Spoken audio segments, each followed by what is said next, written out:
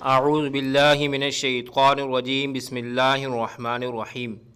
جب فرعون مصر نے حضرت آسیہ کو شادی کا پیغام دیا تو یہ ان کے والد اور حضرت آسیہ کو بہت ناگوار گزرا، کیونکہ فرعون مصر پہلے دن سے ہی ظلم و بربریت کے لیے مشہور تھا، اور حضرت آسیہ ایسی پاک باز خاتون تھی کہ جن کو ہمارے پیارے نبی حضرت محمد صلی اللہ علیہ وآلہ وسلم نے 4 عظیم عورتوں میں شامل کیا ہے۔ وہ 4 عظیم ہستیاں حضرت ختیجہ سلام اللہ علیہا، حضرت فاطمہ سلام اللہ علیہا، حضرت فاطمہ سلام اللہ علیہا اور حضرت آسیہ سلام اللہ علیہا ہیں۔ لیکن فرعون نے اپنی بادشاہت کے زور پر جبراً حضرت آسیہ سے شادی کر لی اور دھمکی دی کہ اگر یہ شادی نہیں کریں گی تو آپ کے والدین کو قتل کر دیا جائے گا۔ لیکن شادی ہونے کے بعد بھی اللہ پاک نے حضرت آسیہ کو فرعون سے محفوظ رکھا اور وہ آپ پر قادر نہ ہو سکا۔ اس بارے میں مفسرین لکھتے ہیں کہ شادی کی پہلی رات ہی جب فرعون حضرت آسیہ سے ہمبستری کے لیے کمرے میں گیا تو اللہ تعالیٰ نے اس پر نیند کا ایسا غلبہ ڈالا کہ وہ ساری رات ہی سویا رہا۔ کچھ کتابوں میں لکھا ہے کہ اللہ نے فرعون کو نامرد کر دیا تھا، جس وجہ سے وہ حضرت آسیہ سے صحبت ہی نہ کر سکا، اور بعض نے لکھا ہے کہ فرعون کو ایک ایسی عجیب بیماری لاحق ہوئی کہ طبیبوں نے اس کو ساری عمر ہمبستری سے منع کر دیا تھا۔ دیکھا جائے تو یہ بھی حضرت آسیہ کی ایک طرح کی کرامت ہے کہ اللہ تعالیٰ نے انہیں کیسے فرعون کے ناپاک جسم سے محفوظ رکھا۔ بعض روایت میں فرعون کی ایک بیٹی کا ذکر بھی ملتا ہے۔ آپ کو یہ بتاتے چلیں کہ وہ لڑکی انہوں نے کسی سے لے کر پالی تھی۔ ایک رات فرعون نے خواب میں دیکھا کہ اس کا محل نابود ہو چکا ہے۔ خوف و وحشت سے اس کا پورا وجود لرزنے لگا۔ اس نے نجومیوں کو بلا کر ان سے اپنے خواب کی تعبیر پوچھی تو انہوں نے کہا عنقریب بنی اسرائیل کا ایک بچہ تمہارے محل کو نیست و نابود کر دے گا۔ اس لیے فرعون نے حکم دیا کہ بنی اسرائیل میں جس کے ہاں بھی لڑکا پیدا ہو اسے فوراً قتل کر دیا جائے، لیکن اگر لڑکی پیدا ہو تو اسے قتل نہ کیا جائے تاکہ ان کی نسل باقی رہے۔ جب حضرت موسیٰ علیہ السلام پیدا ہوئے تو ان کی والدہ نے فرعون کے سپاہیوں کے ڈر سے حضرت موسیٰ علیہ السلام کو ایک صندوق میں رکھ کر دریا میں ڈال دیا۔ دریا سے ایک نہر فرعون کے محل کے پاس سے بہتی تھی۔ یہ صندوق بہتا ہوا اس نہر میں چلا گیا۔ فرعون نے حکم دیا کہ اسے محل میں لا کر کھولا جائے۔ جب صندوق کھولا گیا تو اس سے ایک خوبصورت بچہ نکلا۔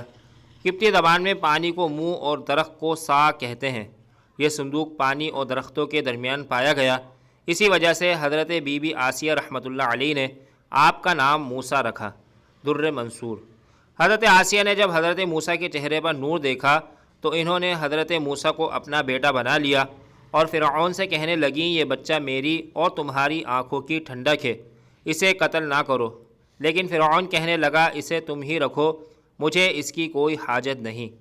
حضرت محمد صلی اللہ علیہ وآلہ وسلم نے فرمایا کہ اگر آسیہ کی طرح فرعون بھی اس بات کا اقرار کرتا کہ بچہ اس کی آنکھوں کی ٹھنڈک ہے تو ضرور اللہ پاک اسے ہدایت عطا فرما دیتا جیسے حضرت آسیہ کو عطا فرمائی۔ تفسیر کبیر۔ حضرت آسیہ سلام اللہ علیہا کو اللہ پاک نے قرآن میں عورت کے لیے نمونہ قرار دیا ہے۔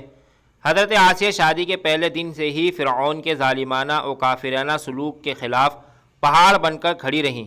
موسیٰ علیہ السلام نے جب اعلان نبوت کیا اور جب محل میں جادوگروں سے مقابلہ کیا تو یہ دیکھ کر حضرت آسیہ موسیٰ علیہ السلام پر ایمان لے آئیں۔ ایمان لانے کے بعد کافی دنوں تک انہوں نے اس بات کو فرعون سے چھپائے رکھا، لیکن جب فرعون نے خدائی کا دعویٰ کیا اور لوگوں سے خود کو سجدہ کروانے لگا تو پھر حضرت آسیہ کھل کر میدان میں آ گئیں اور فرعون کے اس عمل کی سخت مخالفت کی۔ جیسے ہی فرعون کو پتہ چلا کہ میری بیوی بھی موسیٰ کے خدا پر ایمان لا چکی ہے تو اس نے حضرت آسیہ پر ظلم ڈھانا شروع کر دیے۔ روز دن اور رات ان کو مختلف اذیتیں دینے لگا۔ فرعون جیسا کافر شوہر بھی ان کے ایمان کو متزلزل نہ کر سکا، لیکن فرعون نے بہت زیادہ کوشش کی تاکہ کسی نہ کسی طرح انہیں راہ سے منحرف کر دے، لیکن وہ ایسا نہ کر سکے، اور حضرت آسیہ بھی ان کی تمام کوششوں کو ناکام بنا کر صرف خدا واحد کی عبادت میں مصروف رہیں۔ حضرت موسیٰ علیہ السلام کے چاہنے والے فرعون کے سپاہیوں کے ہاتھوں ظلم و ستم کی بھیٹ چڑھتے رہے اور انہیں قتل کیا جاتا رہا، یہاں تک کہ فرعون نے حضرت موسیٰ علیہ السلام پر ایمان لانے والے ایک شخص جسے قرآن کریم نے مومن آل فرعون کے نام سے یاد کیا ہے بڑی ہی بے دردی سے قتل کر دیا، جس کے بعد حضرت آسیہ کا صبر کا پیمانہ چھلک اٹھا اور کھلم کھلا فرعون کی مخالفت کرنے لگی۔ فرعون نے غیظ و غضب کی آگ بھڑک اٹھی اس نے اپنی بیوی زوجہ آسیہ کو بہت ہی دردناک طریقے سے اذیت پہنچائی۔ اس ظالم نے ان پر بڑے بڑے عذاب کیے اور ان کو بہت زیادہ مارا، زد و کوب کیا اور چومیخا کر دیا، یعنی 4 کھوٹوں میں آپ کو گاڑ دیا۔ حضرت آسیہ رضی اللہ تعالی عنہا کے چاروں ہاتھوں پیروں میں لوہے کی کیل ٹھوک کر چاروں کونوں میں اس طرح جکڑ دیا کہ وہ ہل بھی نہیں سکتی تھی، اور بھاری پتھر آپ کے سینے پر رکھ کر ان کو ریت پر دھوپ میں لٹا دیا اور پانی بند کر دیا۔ ایک دفعہ ذرا سوچئے تو صحیح دوستوں کہ تنہ تنہا عورت اور ظالم و جابر شوہر کا محل ہاتھوں اور پیروں میں کیلیں ٹھوک دی گئی ہیں، گرم ریت پر لیٹایا ہوا ہے اور سینے پر ایک بھاری پتھر رکھ دیا گیا ہے، پھر بھی حضرت آسیہ سلام اللہ علیہا ایمان پر عزم و استقلال کے ساتھ ان مسائل کے باوجود قائم و دائم رہیں اور فرعون کے کفر سے خدا کی پناہ مانگتی رہیں۔ ایک روایت میں یہ ہے کہ فرعون نے حضرت آسیہ کی کھال تک اتروا دی اور پھر ان پر چٹان کو گرا دیا گیا۔ اللہ اکبر! آپ کا مزار پر انور مصر میں ہی واقع ہے۔ تاریخ انسانی میں حضرت آسیہ کا ایمان پر قائم رہنا، ان کا صبر و عزم و استقلال ایک بہت بڑا درس دیتا ہے۔ اس میں کوئی شک نہیں کہ عورت کے اندر اتنی طاقت موجود ہوتی ہے کہ وہ ہر طرح کے ظلم و ستم کے آگے پہاڑ بن سکتی ہے۔ اللہ پاک سے دعا ہے کہ وہ ہم سب کی بے حساب مغفرت فرمائے اور بروز قیامت ہمارا شمار اللہ کے برگزیدہ بندوں میں ہو جائے۔ اے اللہ پاک، حضرت آسیہ کے صبر و عزم و استقلال کے واسطے میں ہماری دعائیں قبول فرما لے۔ آمین لکھنا مت بھولیے گا، نہ جانے کس کی آمین سے ہماری دعائیں قبول ہو جائیں۔ اللہ پاک ہم سب کو عمل کرنے کی توفیق عطا فرمائے، آمین۔